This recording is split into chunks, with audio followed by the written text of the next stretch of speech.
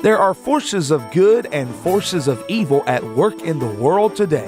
What are these forces? Who is responsible for the good? And who is responsible for the evil? Richard Shoff talks about current events which are rarely discussed by the mainstream media, events that affect us all. This program seeks to identify, to inform, and to equip the believer for what's ahead. Welcome to What in the World is Going On? This is What in the World is Going On. I am your host, Richard Shoff. We are sponsored by Lincoln Log Homes of Kannapolis, North Carolina. We are pro-Christian, pro-American, pro-life, pro-Second Amendment, and here by the grace of God. Incidentally, if you want a good price on a Lincoln Log home or a nice log cabin by the lake or in the mountains, give us a call, 800-848-3310. I want to talk to you a little bit, and first I want to ask you a question. How many of you remember 9/11? Do you remember where you were? Do you remember what you were doing? I do. I was living in Costa Rica at the time. My wife and I were in the gymnasium that we worked out in. I was on a treadmill watching gringo television, as they said, when it came across, and I saw the first tower go down. Many times we remember things of significance. I can remember when the Japs bombed Pearl Harbor. I was an 8 or 9-year-old boy. I remember that. I remember where I was in Bradford, Pennsylvania. Can't remember the name of the house I was in, the people, but I know who it was. Do you remember? Does 9/11 have any significance to you? Now let me ask you another question. If you'd had a son or a daughter or a mother or dad or brother or sister killed in the tower attacks, would you think it was justified to make somebody sweat a little bit, some scumbag that they thought was a terrorist? They picked him up. Could they sweat him out a little bit to stop another such attack? Or how many firefighters would have to have been killed or first responders killed to make it worthwhile to sweat one of these slime bags? Well, maybe I'm not politically correct. I've never tried to be. Maybe I'm kind of crazy. But when I see people that are supposed to be intelligent, like Minority Leader Chuck Schumer, get up and castigate someone for following their orders and trying to keep us safe and prevent another 9/11. When I see them get up and denounce that person, when I see a Senator Harris get up and denounce that person, wow, super hypocrisy. Senator Harris asked the one, Gina Haspel, trying to be nominated for CIA director, said, forget whether it was legal or illegal. Let's just look at the morals in this. What super hypocrisy? Do you believe the previous interrogation techniques were immoral? Senator Harris asked. I'm not asking you, do you believe they were illegal? I'm asking you, what do you believe? Do you believe they were immoral? That was Senator Kamala Harris of California. Now, notably, Senator Harris is concerned with a terrorist getting water up his nose while being a rabid proponent of the legal but immoral practice of abortion, late-term abortion. When I see somebody in the chamber where Gina Haspel is being questioned, Senate, a visitor, now this wasn't some millennium with a bone or a ring in his nose. This was an apparently mature, white American, gray-haired, probably in his 50s or 60s, and get up and be thrown out for hollering, burn Gina, because of what Gina Haspel had done?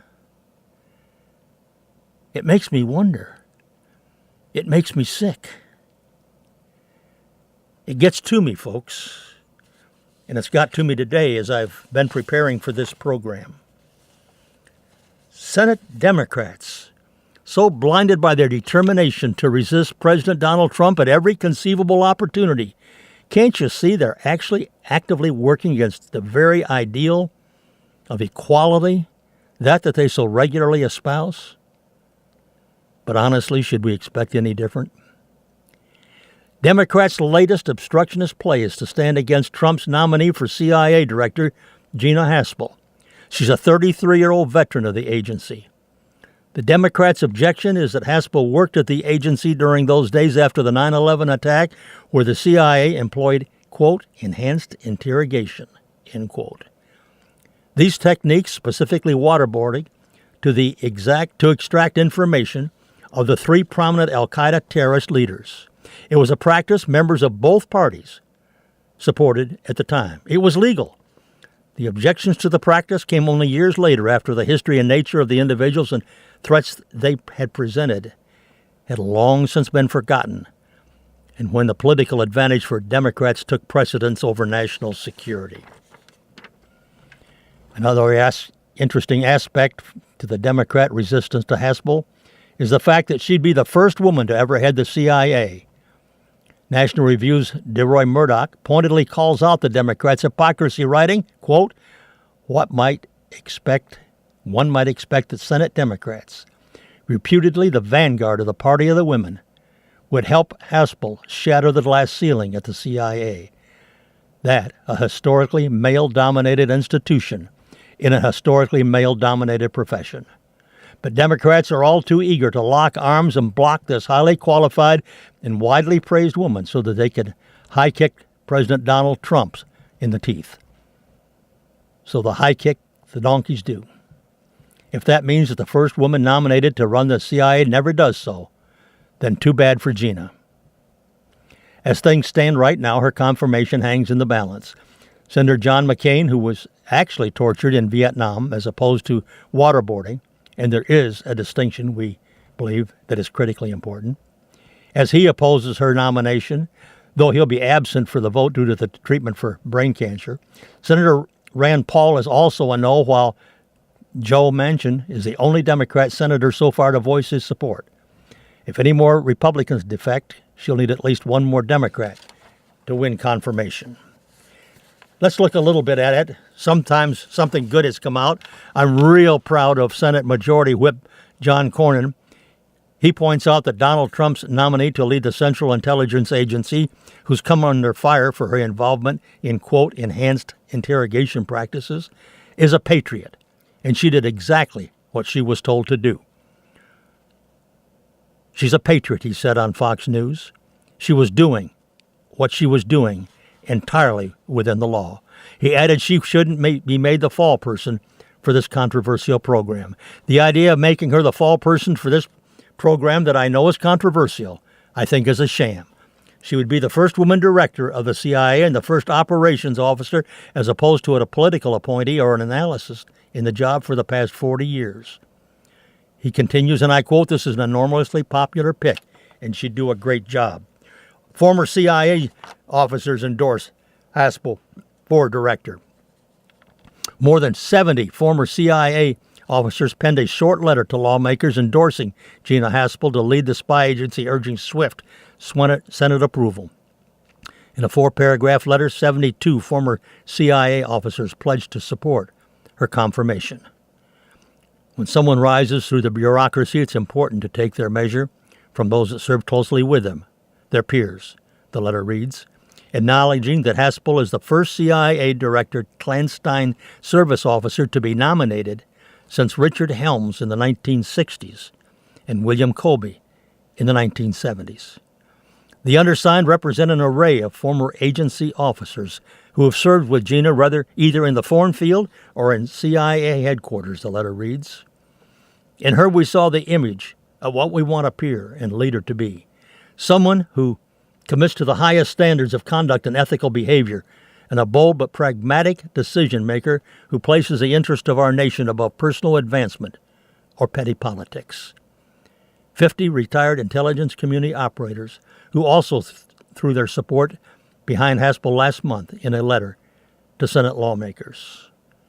Yes, just once again, folks, I want to ask you to think back. Where are your values? How many firefighters? How many first responders? How many petrified people would have to jump from the windows of the Trump Tower to make you think that enhanced interrogation might not be so bad after all. Now, changing the subject, I want to go back to where we were a program ago. Comes to me from Joel Rosenberg. Breaking news.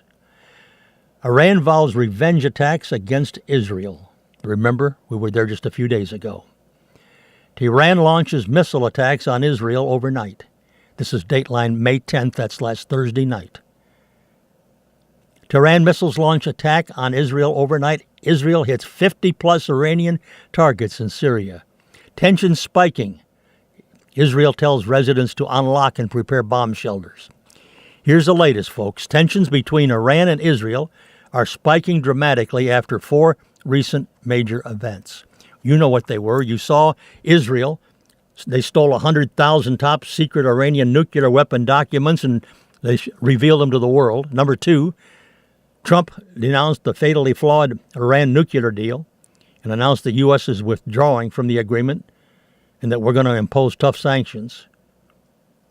By the way, I got to throw this one in. Did you see where the New York Times was criticizing Trump when he made that announcement about getting out of the Iran deal? He wanted to know where Secretary of State Pompeo was.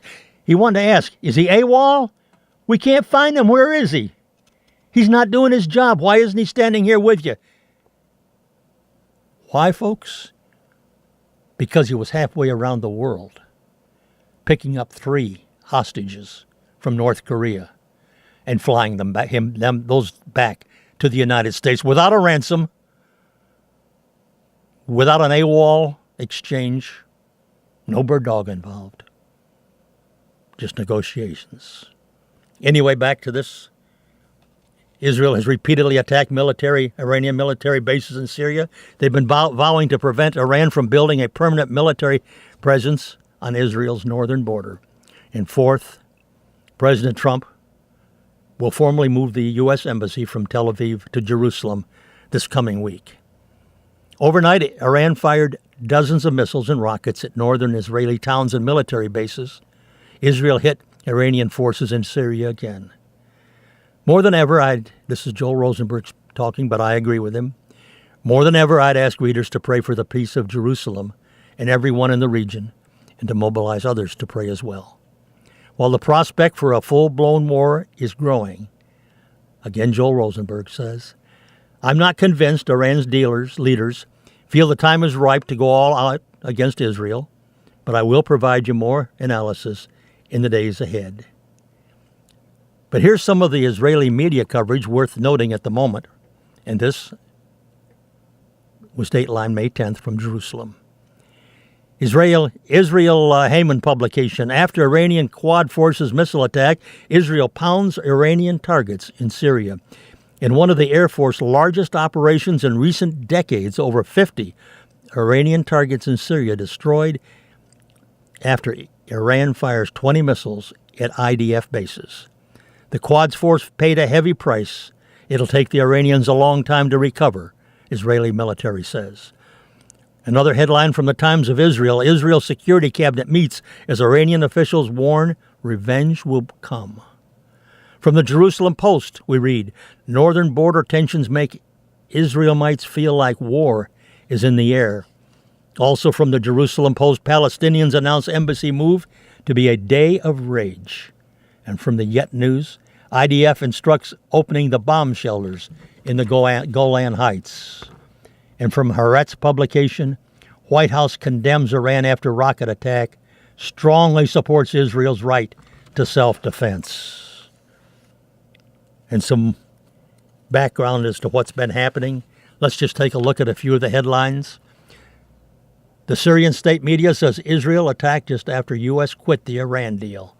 Syrian state media accused Israel of launching missiles at a target near Damascus last Tuesday, shortly after U.S. President Donald Trump announced he was quitting the Iran nuclear deal, a move that had prompted Israel to go on high alert. Another article, Israel's top general, Gadi Fryznikov, canceled a scheduled appearance at an annual security conference and was conferring with Defense Minister Lieberman and other national security chiefs from Israel.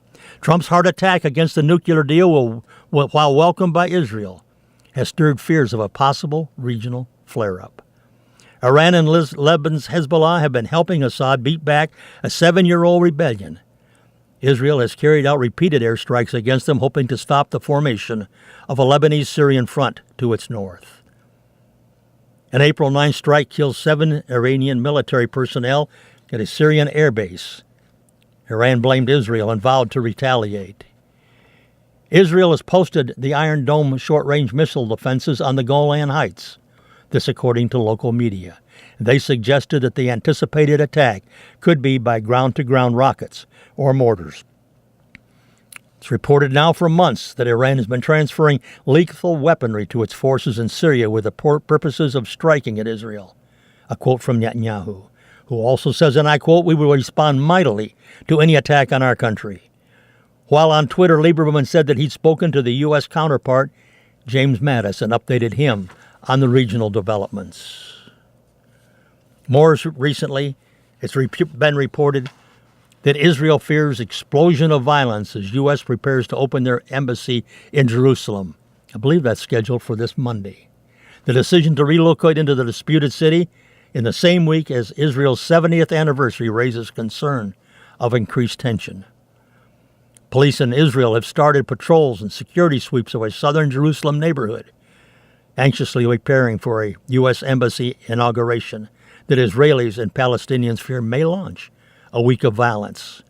The move, scheduled for Monday, May 14th, will mark the start of a potentially volatile week, while Israel will celebrate its 70th anniversary. There are fears that those attending the rallies may attempt to breach the perimeter, a move that would lead to mass casualties as Israel's snipers are operating under engagement rules that permit live fire. The situation between Israelis and Palestinians could not be more delicate, wrote Ilian Goldenberg, who incidentally served as part of the U.S. team during the 13-14 Israeli-Palestinian negotiations. These are just some of the things happening, folks, now.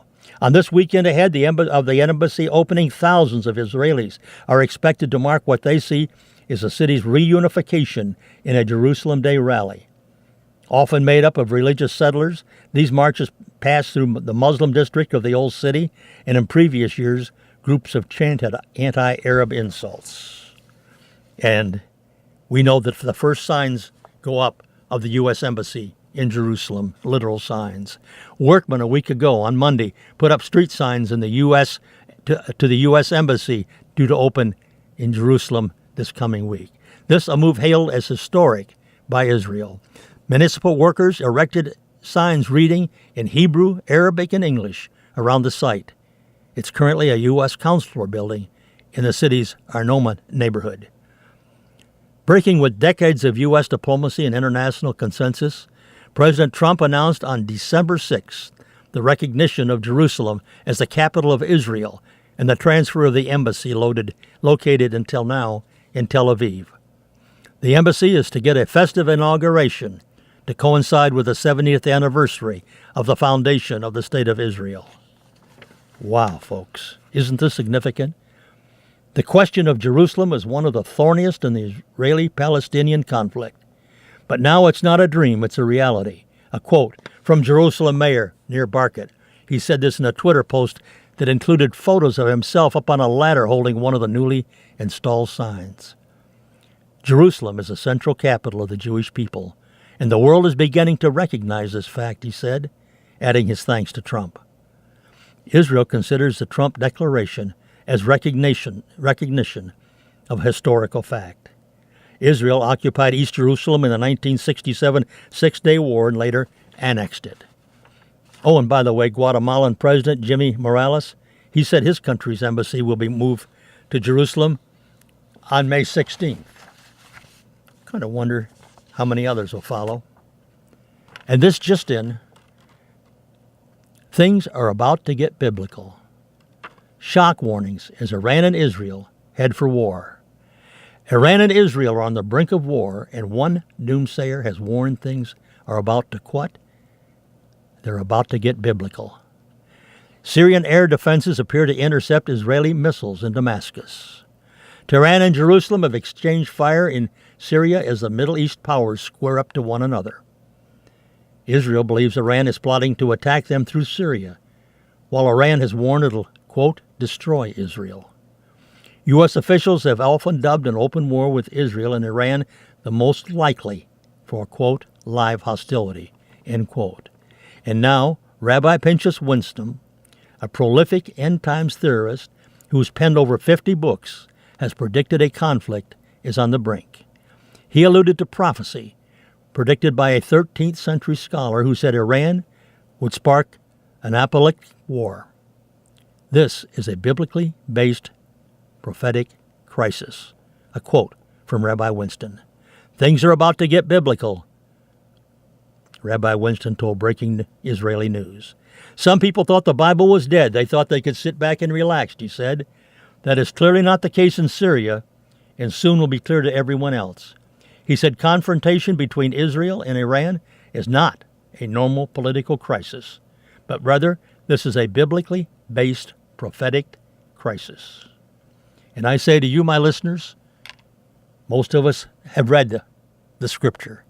We know what the Bible says about this, about the end times. If you haven't read it, read it, because things could be coming to a traumatic happening.